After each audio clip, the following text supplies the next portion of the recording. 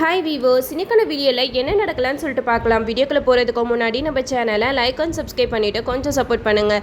வாங்க இப்போ வீடியோக்குள்ளே போகலாம். நம்ம இவ்வளோ நாளாக எதிர்பார்த்துட்டு இருந்த சீன் வரப்போது நம்ம கார்த்திக் வந்து சாமுண்டீஸ்வரி கிட்ட தன்னை பற்றின உண்மையெல்லாம் சொல்ல போகிறாரு. வீடியோவை ஸ்கிப் பண்ணாமல் ஃபுல்லாக கேளுங்க.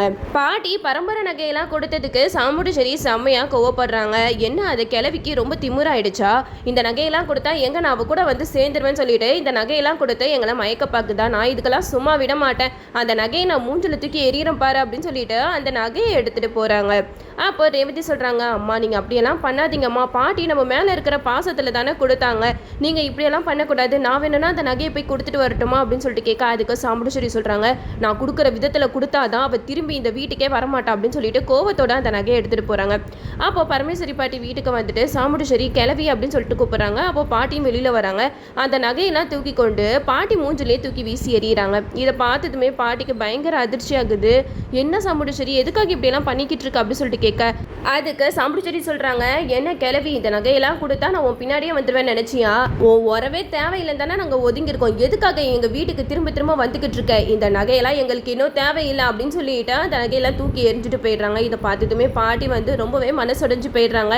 எப்பவுமே சாமுண்டீஸ்வரி திருந்தவே மாட்டாளா? இப்படியே எங்க மேல கோவத்தோட தான் இருப்பாளா அப்படின்னு சொல்லிட்டு பாட்டி ரொம்ப வேதனையில இருக்காங்க. அப்போ மறுநாள் கும்பாபிஷேகத்துக்கு எல்லாமே ரெடி ஆகிட்டு இருக்காங்க. அப்போ நம்ம ரேவதி புது புடவைலாம் கட்டிட்டு வந்து கார்த்திக்கிட்ட கேட்குறாங்க, எப்படி இருக்க புடவை அப்படின்னு சொல்லிட்டு கேட்க, அதுக்கு கார்த்தி சொல்கிறாங்க, நல்லா இருக்கு அப்படின்னு சொல்ல, அதை கேட்ட ரேவதி சொல்கிறாங்க, என்ன சூப்பராக இருக்குன்னு சொன்னால் குறைஞ்சா போயிடுவேன் அப்படிங்கிற மாதிரி கேட்கும்போது கார்த்தி சொல்கிறாங்க, அதுக்கு இல்லை ரேவதி, உனக்கு என்ன புடவை கட்டினாலும் நல்லா தான் இருக்கும், நானே இப்போ ரொம்ப டென்ஷனில் இருக்கேன், கோயில் கும்பாபிஷேகம் நடக்க போகுதுன்ற சந்தோஷம் ஒரு பக்கம் இருந்தாலும் இன்னொரு பக்கம் என்னை பற்றின உண்மையெல்லாம் நான் வந்து அத்தைக்கிட்ட சொல்ல போகிறேன், அதுக்கப்புறம் என்ன நடக்க போகுதுன்னு தெரியல அப்படின்னு சொல்ல, அதுக்கு ரேவதி சொல்கிறாங்க, எனக்கு அதே கவலை தான் ராஜா, நீ மட்டும் உண்மையை சொல்லிட்டேன்னா அடுத்து அம்மா என்ன மாதிரி யோசிப்பாங்கன்னு என்னால் திங்க் பண்ணவே முடியல அப்படின்னு சொல்ல, அதுக்கு கார்த்தி சொல்கிறாங்க, அதெல்லாம் நினச்சி தேவையில்லாமல் மனசை போட்டு குழப்பிட்டு இருக்காத ரேவதி, நல்லதே நடக்கும்னு நம்புவோம் அப்படின்னு சொல்லிட்டு கார்த்தி ரேவதி எல்லாருமே கும்பாபிஷேகத்துக்கு கிளம்புறாங்க. அப்போ சாமுண்டீஸ்வரி கும்பாபிஷேகத்துக்கு ரெடி ஆகாமல் அப்படியே இருக்காங்க. அப்போ நம்ம கார்த்தி வந்து கேட்குறாங்க, ஏன் அத்தை நீங்கள் வரலையா அப்படின்னு சொல்லிட்டு கேட்க, அதுக்கு சாமுண்டீஸ்வரி சொல்கிறாங்க, இல்லை மாப்பிள்ள நான் வரல, என்னை யாரும் ஃபோர்ஸ் பண்ணாதீங்க, நீங்கள் வேணால் அந்த கும்பாபிஷேகத்தில் போய் கலந்துக்கோங்க அப்படின்னு சொல்லிடுறாங்க. இந்த சைடு பாட்டி வந்து கோயிலில் வேண்டிக்கிட்டு இருக்காங்க, எப்படியாவது என்னோட மருமகன் இந்த கோயில் கும்பாபிஷேகத்துக்கு வரணும் அப்படின்னு சொல்லிட்டு வேண்டிக்கிட்டு இருக்காங்க. அது மாதிரியே நம்ம கார்த்தி வந்து சாமுண்டீஸ்வரி கிட்ட எவ்வளோ எடுத்து சொல்லி பார்க்குறாங்க. ஆனால் சாமுண்டீஸ்வரி வந்து இல்லை நான் வரல அப்படின்ட்டு ஒரே அடமெண்ட்டாக இருக்காங்க. அப்போ தான் நம்ம கார்த்தி சொல்கிறாங்க, அத்தை ஒரு தடவை நீங்கள் கொஞ்சம் நல்லா யோசிச்சு பாருங்கள், நீங்கள் மட்டும் கோயில் கும்பாபிஷேகத்துக்கு வரலன்னா கண்டிப்பாக ஊர் மக்கள் எல்லாருமே தப்பாக தான் பேசுவாங்க, நீங்கள் ஊர் தலைவியாக இருக்கீங்க, நீங்களே கோயிலில் ஒரு விசேஷம் நடக்கும்போது இப்படி தள்ளி இருந்தீங்கன்னா உங்களுக்கு தான் அத்தை கெட்ட பேர் அப்படின்னு சொல்ல, இதை கேட்ட சாமுண்டீஸ்வரி சொல்கிறாங்க, இல்லை மாப்பிள்ள எனக்கு என்ன கெட்ட பேர் வந்தாலும் பரவாயில்ல, நான் அந்த கிளவி நடத்துகிற கும்பாபிஷேகத்தில் கலந்துக்கவே மாட்டேன் அப்படின்னு சொல்லிக்கிட்டு இருக்காங்க.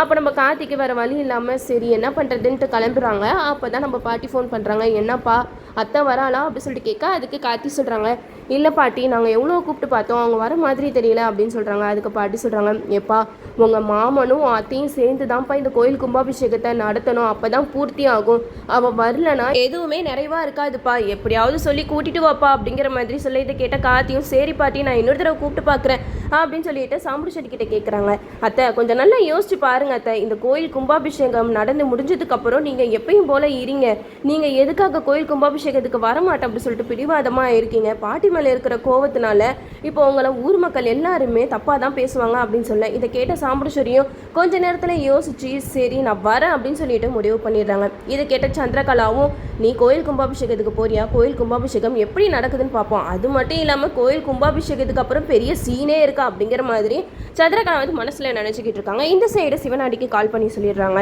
அக்கா வந்து கோயில் கும்பாபிஷேகத்துக்கு கிளம்பிட்டா அப்படின்னு சொல்ல, அதுக்கு சிவனாண்டி சொல்கிறாங்க, வரட்டும் வரட்டும் இங்கே அப்படி என்ன தான் நடக்குது நம்மளும் வெயிட் பண்ணி பார்ப்போம் அப்படின்னு சொல்லிட்டு சிவனாண்டி சொல்கிறாங்க. எல்லாருமே கோயில் கும்பாபிஷேகத்துக்கு வந்துடுறாங்க. இந்த இடத்துல வந்து நம்ம பாட்டி சாமுண்டீஸ்வரியை பார்த்ததுமே ரொம்பவே சந்தோஷப்படுறாங்க. அதான் நான் நினச்ச மாதிரியே என்னோட மருமகளை இந்த கோயில் கும்பாபிஷேகத்துக்கு வர வச்சுட்டு அப்படின்னு சொல்லிட்டு ரொம்ப சந்தோஷப்படுறாங்க.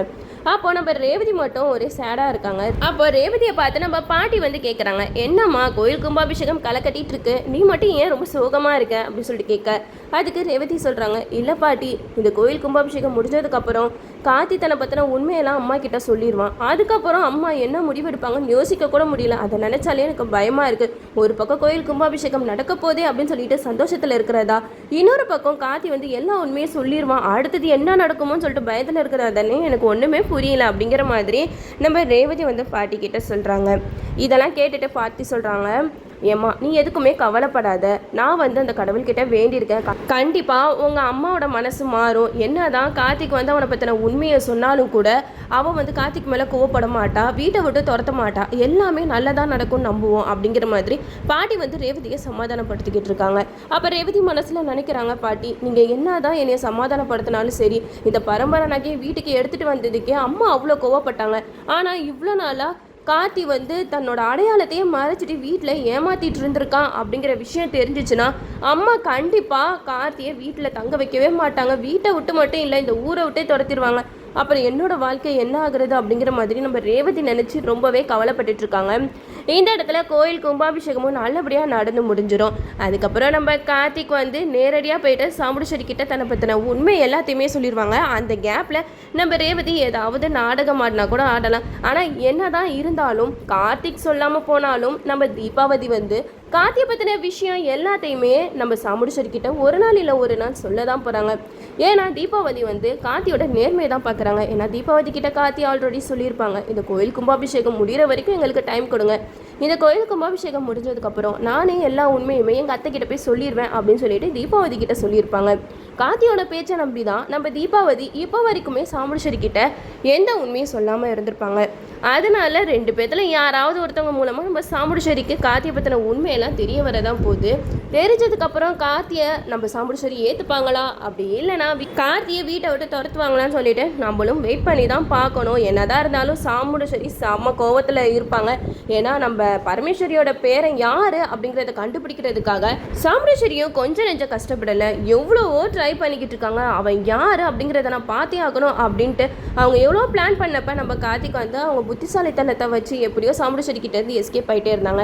இருந்தாலும் நம்ம கார்த்திக் வந்து ஒரு விஷயத்த நல்லா புரிஞ்சுக்கிட்டாங்க, ரொம்ப நாளைக்கு இந்த உண்மையை நம்ம அத்தைக்கிட்ட இருந்து மறைக்கவே முடியாது, அதனால நம்ம அத்தைக்கிட்ட உண்மையை சொல்லிடுறது தான் நல்லது அப்படின்னு சொல்லிட்டு இந்த கோயில் கும்பாபிஷேகம் முடிஞ்சதுக்கப்புறம் அவங்களே வந்து எல்லா உண்மையும் சொல்லிடுவாங்க. இதுக்கப்புறம் தான் சீனே இருக்குது, நம்மளும் வெயிட் பண்ணி பார்ப்போம். ஓகே வீவர்ஸ், இந்த வீடியோ உங்களுக்கு பிடிச்சிருந்தா லைக் பண்ணுங்கள், மறக்காமல் நம்ம சேனலை சப்ஸ்கிரைப் பண்ணிடுங்க.